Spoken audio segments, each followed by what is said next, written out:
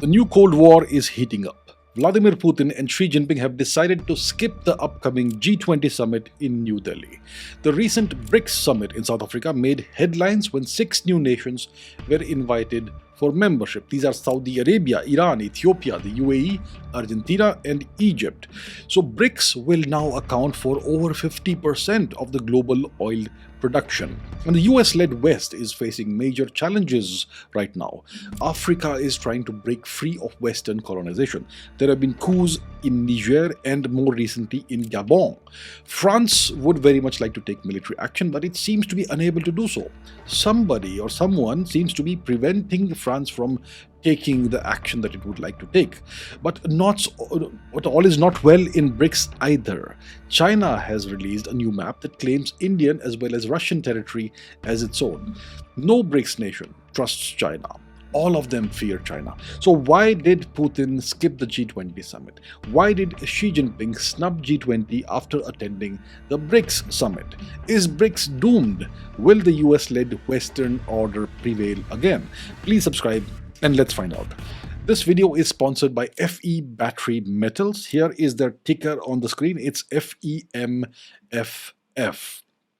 So, 6 new nations, Saudi Arabia, Iran, Ethiopia, the UAE, Argentina, and Egypt, are now going to be part of BRICS from January 1, 2024 onwards. And BRICS, like I said, will now account for over 50% of global oil production.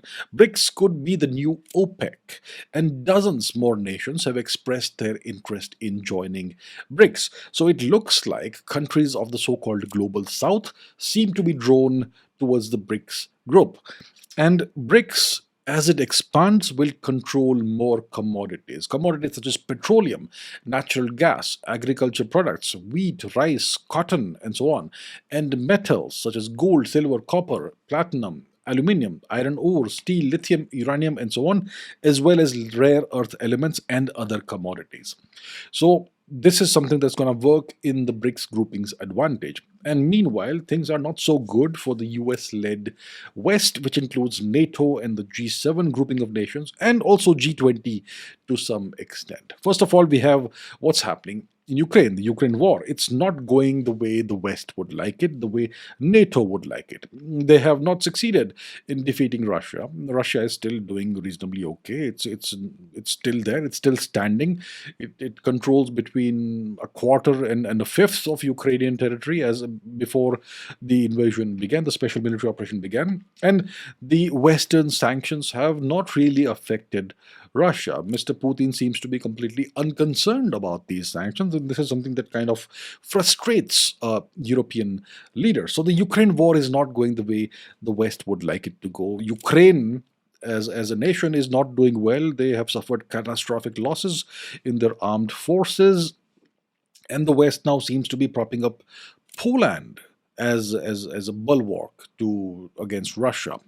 And then there's what's happening in Africa. So we know that there was a coup in Niger in July, on the 26th of July this year, and I've made a separate video about that.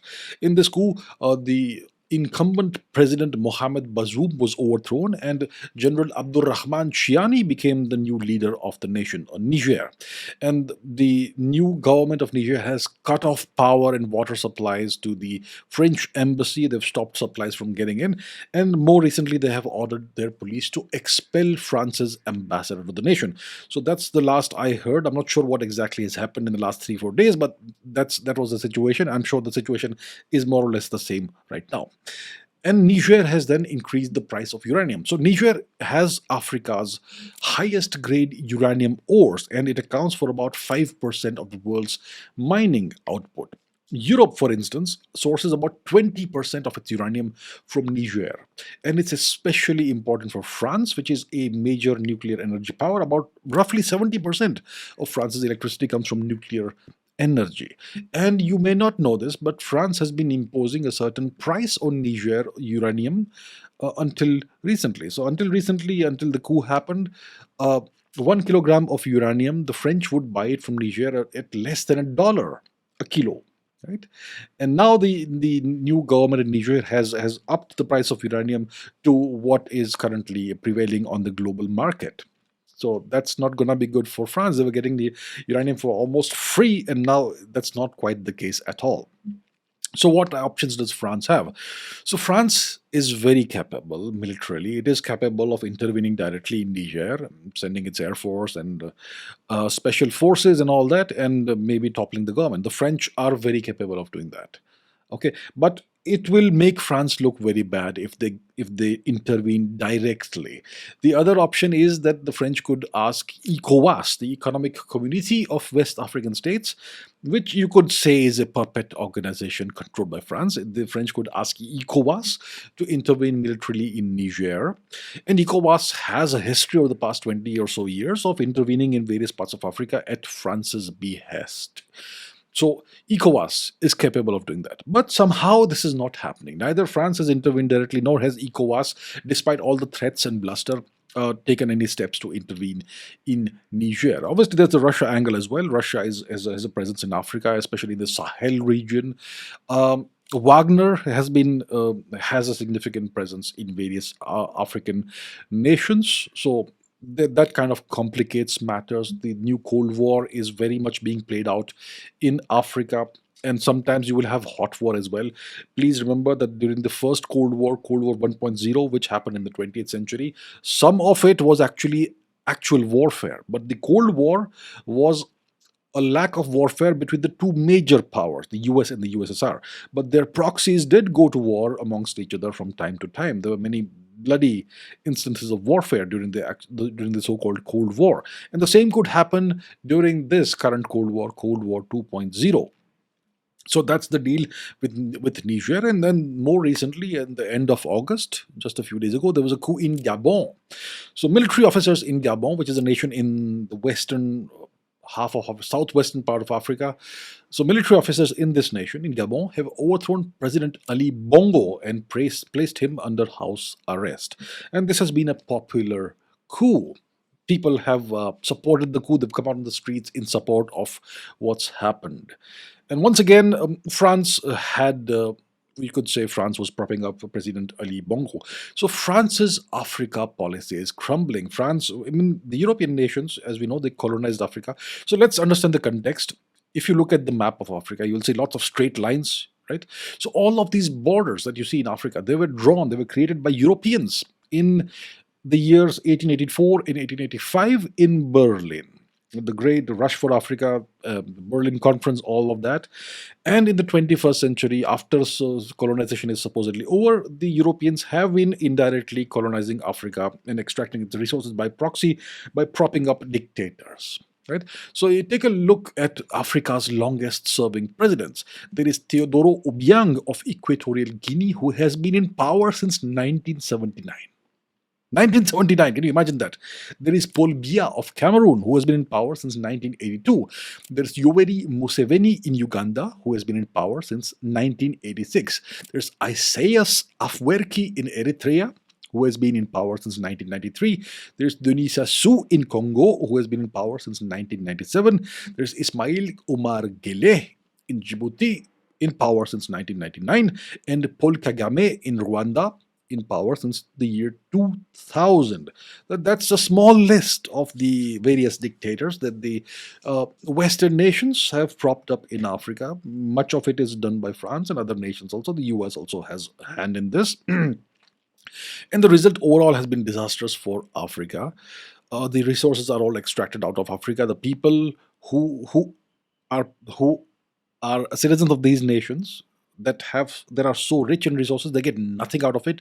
Africa remains dirt poor, with the exception of one or two nations like Rwanda. Africa is suffering terribly under crushing poverty, and it's getting nothing out of the resources it owns. So this is neo-colonization that we are seeing happening in real time right now in Africa. So France is its Africa policy strategy, whatever you want to call it, is currently crumbling. And somebody or something or some power is preventing France from acting in its interests and restoring the balance of power the way it would like it. And obviously, it's not India, it's not China, it's not Russia that's doing it. It's the only power that you can think of is obviously the US, which owns the EU, which owns NATO, and by extension, France. So the question is, why is the US forcing France to swallow its pride and swallow all this humiliation in Niger and other parts of Africa? And as we know, there's this proposed Nigeria Morocco Europe gas pipeline that is expected to pass through Niger. It's a $13 billion project which will bring cheap African gas into Europe, which will help Europe a lot. So why is this being compromised? Why is the US compromising this project and other French interests and European interests? One of the answers to this could lie in the fact that the US is now the top liquefied natural gas supplier to Europe. So earlier, Europe benefited from cheap Russian gas, which came in through the Nord Stream pipeline and other sources, other pipelines, let's say. But now it's not readily available anymore after the Ukraine conflict and the blowing up of one of the Nord Stream uh, pipelines, right? So Europe is right now no longer getting the cheap Russian gas that was firing up and powering its economy. So now they are forced to import LNG, liquefied natural gas, from the US at about three times the price that they were getting earlier. So that's a disaster. Now, if this gas pipeline from Nigeria into Morocco through Niger and then into Europe, if it materializes, then Europe will once again have access to cheap liquefied natural gas. So that kind of tells you why the US would not want this to happen. First of all, they can make good money off of Europe, and secondly, they seem to have this agenda of deindustrializing Europe for whatever reason. Yeah, for whatever reason, let's call it whatever reason. So as we know, there's been, as a consequence of all this, a significant economic slowdown in Europe. Germany has fallen into a recession, and the US, like I said in a previous video, is now propping up, seems to be now propping up Poland as a new European military superpower, while at the same time the US deindustrializes Germany and destabilizes France and the rest of Europe through a variety of means like illegal immigration and so on and so forth. So things are bad. Things are bad with NATO, with the EU, with the G7 grouping of nations. But things are bad within BRICS too. Because China, like the US, seeks the world's resources: petroleum, natural gas, agriculture products, lithium, precious metals.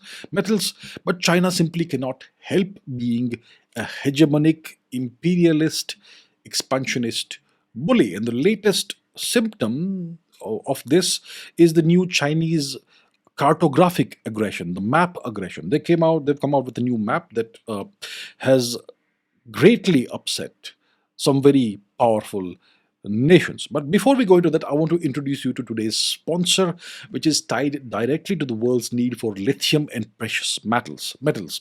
And this is a company called FE Battery Metals. So if you're an investor, you should pay attention to what I'm about to show you, because this company could possibly explode when they announce drilling results. Here is the ticker on the screen. It's FEMFF. So you must be aware that Europe is ending combustion engine cars by 2035. They will by then be illegal to sell, and they made this announcement recently. And the US is also about to do the same thing. The Biden administration says that President Biden wants the same thing done in the US by 2035 as well. There'll be no combustion engines. They're going to move away from fossil fuels. Coming eastwards, India aims to have 30% electric vehicle penetration by 2030 to reduce carbon emissions. So just take a look at the amount of minerals needed to make an electric car versus a combustion engine car. You need copper, you need lithium, nickel, cobalt, zinc, etc., just to name a few. And one of the vital, critical ingredients or minerals or elements in this is lithium, because it's the key component in lithium ion batteries that provide the energy source that fuels these electric cars and vehicles. So lithium has become an extremely valuable, extremely hot commodity. And you must have heard that Chile recently announced the nationalization of its significant lithium reserves. And if you look at the US has only one lithium mine. That's it. And that's where FE Battery Metals comes in. They are a small company. They are a small market cap company. They have bought land next to the hottest lithium mining territory in Canada and some of the biggest mining companies in Canada. So they have bought the land surrounding some of the hottest spots in the world from a lithium mining perspective. And this land is sitting right next to multi billion dollar lithium mining companies. And FE are proceeding with drilling operations all over the land right now in every spot, and they're just not just sitting on the land. They know that the demand for lithium is off the charts right now, so they are doing this. They're proceeding with the drilling, and they don't have to ship this lithium away somewhere else to be processed. They can do it right there in house in their backyard, which means that they control the entire process. So if you are one of the big mining companies and there's this little company, a little market cap company in your backyard, buying up land and then striking it rich by drilling and finding lithium deposits, you're going to acquire that company. Makes sense. So this means that FE battery metals could possibly be a prime acquisition target once they hit pay dirt in this area of Canada. And why is this? So if you know anything about the mining sector, you know that these companies explode, their stocks explode after they announce drilling results, whether it is gold, silver, lithium, titanium, uranium, whichever metal mining, right? So it doesn't matter. Once they announce that they have hit pay dirt in this area, the stock price goes crazy. So here's FE battery metals. Here's the stock sticker on your screen right now. It's FEMFF. The stock right now, as of this recording, is trading at 33 cents a share. It's up 13.79% the past month. It's up 83.33% year to date. And just for some added context on this land that they've acquired, they currently hold highly prospective areas for spodumene pegmatite exploration in two of the world's top tier mining jurisdictions, Ontario and Quebec. What's spodumene pegmatite? You can think of it as lithium ore. The Quebec projects, including the flagship Augustus lithium project, cover over 60,000 acres within an emergent lithium district located near the mining hub of Val d'Or. The Augustus project sits directly adjacent to the permitted NAL lithium mine and covers the same geologic formation. To date, FE has completed over 10,000 meters of drilling at Augustus, with both confirmation and expansion of historical results. And this company has excellent infrastructure support in the region with a road network, railway, electricity, water, and manpower available locally to produce all of this. It's all right there. They don't need to ship any of this off to Mexico or anywhere else to get it processed. So check out this company. Their stock is trading right now at 33 cents a share. As always, do your own research, do your own due diligence. I will have links to their website in the description below. Go check out their latest drilling projects. So now let's come back to China, the Chinese map aggression. Last week, the Chinese Communist Party mouthpiece, the Global Times newspaper, published what they call the 2023 edition of China's standard map. And I will not display that map over here, but just to tell you that it claims large portions of Indian territory. It touches up multiple territorial disputes, among which is the Bolshoi Ussuriysky Island, which sits at the confluence of the Ussuri and Amur rivers that separate Russia and China. So this region, the Ussuri River region, was the place where you had a near war between Russia and China in the 1960s, late 1960s. The Ussuri River clashes, the Sino-Soviet border clash in which hundreds of soldiers died. The Soviets had actually decided to nuke China. The Americans stepped in at the last moment and saved the Chinese. And then this border dispute was eventually resolved in a couple of agreements, via a couple of agreements in the 1990s, the late 90s, and the early 2000s. So the border issue was settled. The border dispute had been settled, and now the Chinese have reopened this by claiming this Russian island. And when it comes to the map displaying parts of Indian territory as belonging to China, the Chinese have called upon India to stay objective and calm and to avoid over interpreting the issue of this map that includes Indian territory. So in response to this Chinese action. The Indian Ministry of External Affairs said on the 29th of August this year that we have lodged a strong protest through diplomatic channels with the Chinese side on the so-called 2023 standard map of China that lays claim to Indian territory. We reject these claims as they have no basis. Such steps by the Chinese side only complicate the resolution of the boundary question. And India's Foreign Minister Dr. S. Jaishankar also went ahead and called these claims absurd. When it comes to Russia, the Russian Foreign Ministry rejected China's uh, claim of ownership over the island. So the island is now again disputed. It's now again an open dispute between Russia and China. So the Russian Foreign Ministry spokesperson Maria Zakharova dismissed any suggestion of reopening this territorial dispute, which she said had been settled by bilateral agreements more than 15 years ago. Well, she can say whatever she likes, but the Chinese have reopened the border dispute. So this is going to um, be a thorn in the side of China-Russia relations going forward, unless the Chinese resolve this rapidly, and it doesn't look like they have any interest in resolving this. They have deliberately opened up this, well, what seemed like a closed border dispute. So that's the deal with China. They may sign agreements with you, they may say that the issue is over, but any border dispute that the Chinese apparently have resolved is something that they only consider to be dormant, and that's something they will eventually revive when they deem that the time is right. And maybe they have deemed that the time is right to pressurize Russia and open a border dispute with Russia, considering the fact that Russia is kind of isolated in the world over the Ukraine special military operation. And Russia seems to be more and more dependent on China for a variety of things.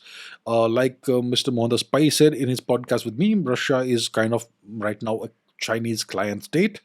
So, yeah, the Chinese seem to think that the time is now opportune to start pressurizing Russia and asking Russia for concessions, or at least use that as a bargaining tactic for a multitude of things, of issues. When it comes to India, the Chinese clearly have no issue, have no interest in resolving the India-Tibet border uh, disputed border issue, right? The India-China border dispute, which the Chinese have created. India did not create that. Right, and this clearly tells you that there is a significant possibility of a war between India and China in the future, and most likely it would be the Chinese that would initiate such a hypothetical future war. So we have to keep this in mind. There could be a possibility of war with China and in between China and India. And we know that India has banned many Chinese apps, and India is moving to restrict imports of various Chinese goods. And at the same time, India is deepening its economic and strategic partnership with the US. And this obviously also comes at the expense of India Russia economic ties and other ties. And India and Russia relations have always been friendly and cordial. It's a historic thing, but it's very clear from India's perspective that if there is a war or confrontation with China, then Russia is in no position to come to any kind of help for India or support India in any way whatsoever, or prevent China from taking any hostile actions against India. But the US certainly is. So India clearly knows that it makes sense to be more on the US side of things than on the Russia China side of things. And India and the US have lots of things in common, including democracy, including other things as well. There's a lot of people to people warmth between the US and India and so on. So India is deepening its strategic and economic partnership with the US. And from China's perspective, all of China's neighbors mistrust and fear China with very good reason. And even nations that don't have a shared border with China are wary of China. They would definitely want to seek access to the Chinese economy, but the Chinese debt traps have a very bad reputation. We know what they did to Sri Lanka, and the Chinese have learned from the best. They have learned from the IMF and the World Bank. So the IMF and World Bank are Western controlled bodies that are debt trap creating machines. The Chinese have learned from the best, and they have also uh, sprung these debt traps on various African nations and also on Sri Lanka. So we also know that the opinion that people have of China is increasingly unfavorable. in most nations, including, I would say, BRICS nations as well, with the exception possibly of Russia. So while most nations will still welcome Chinese investment and goods, they will definitely want to try and balance it out with investment and trade deals and linkages with China's rivals as well. And we know that now there is a lot of opposition among many nations to China's Belt and Road Initiative, the Maritime Silk Road, and all those things. It's kind of dead in the water because no one trusts China. Now, what are the issues with BRICS? BRICS is a grouping of nations, but it's not an alliance of any kind whatsoever. It's not an alliance, right? There's no strategic geopolitical objective that BRICS has. Secondly, there's no leadership. The Chinese will want to claim, they would very much like to claim that they are the leaders of BRICS, but that is something that Russia won't agree with, and neither will India agree with. So there's no leadership.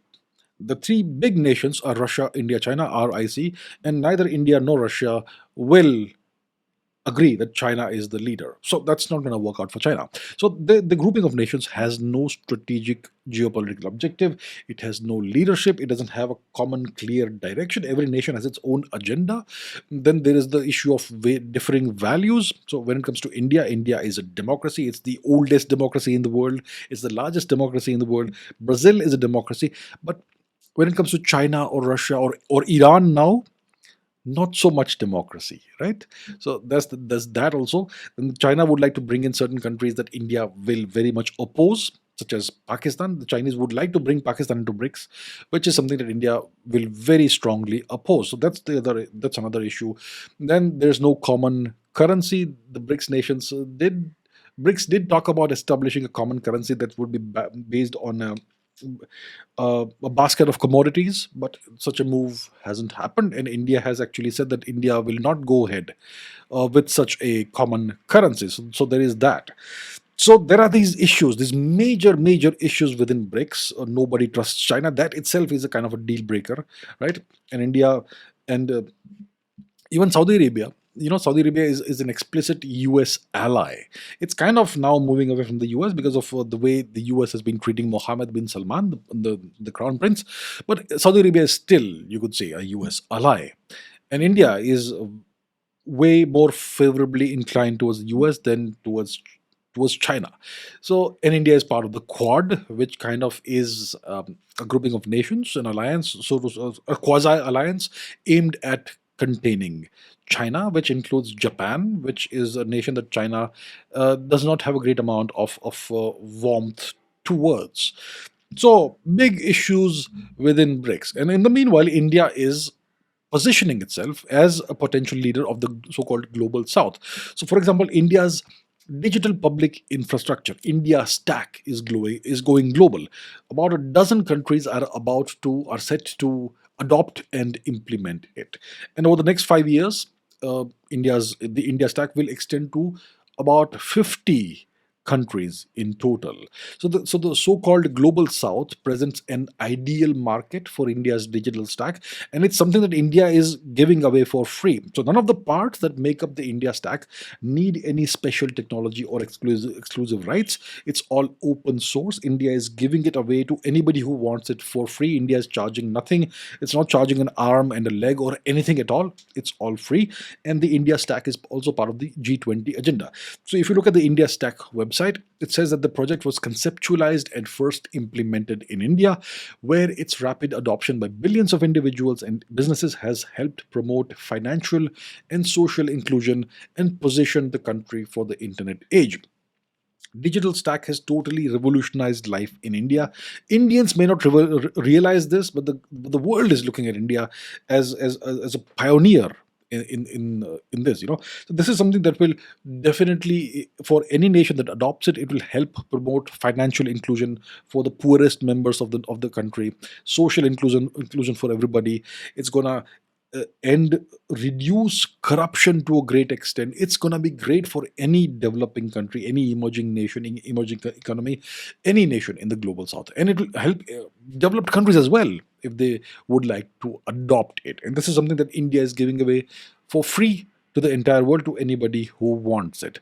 So it looks like non-hegemonic, non-imperialistic India is positioning itself as the leader of the global south.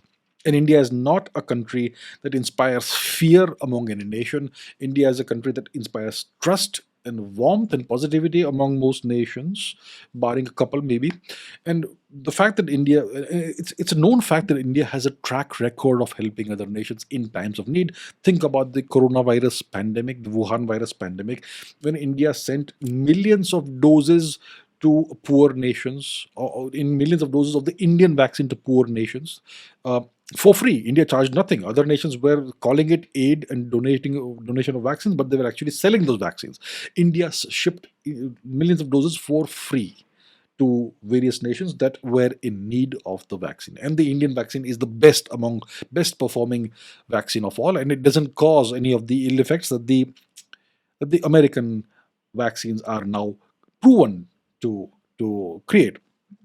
So that's what's happening.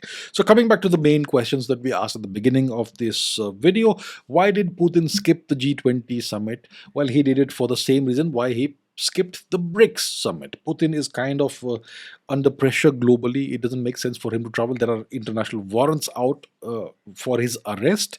So at this point in time, he probably does not want to travel anywhere far from home. Why did Xi Jinping skip the G20? Well, first, it's a number of factors. First of all, he has very bad relations with India and with the US. And when it comes to India, it's all of his own making, right? So that leads to the possibility of a cold welcome and an ensuing loss of face for him in India. I mean, India may not welcome him as warmly as they would welcome, let's say, President Biden or Monsieur Macron or other leaders, right? So that would be a loss of face for Xi Jinping. So that's one reason why he would not want to come to India. Secondly, he may want to send a message to the world that he prioritizes the BRICS over G20, despite him not being a leader of BRICS. And a deeper reason could be that China is actually more interested in leading a bipolar world than in collective power sharing in a multipolar world order, the kind of world order that we are currently seeing. So that could be the reason. So these are the possible reasons why Xi Jinping has chosen not to he has chosen to skip the G20 summit. So we are living through a time of very rapid global geopolitical change. The world is going to be very different by 2030. Borders may have changed by 2030 in many nations, right? So that's what we are living through. And we're going to keep a close eye on these developments. So that's all for today. Thank you very much for watching, and I will see you in the next video.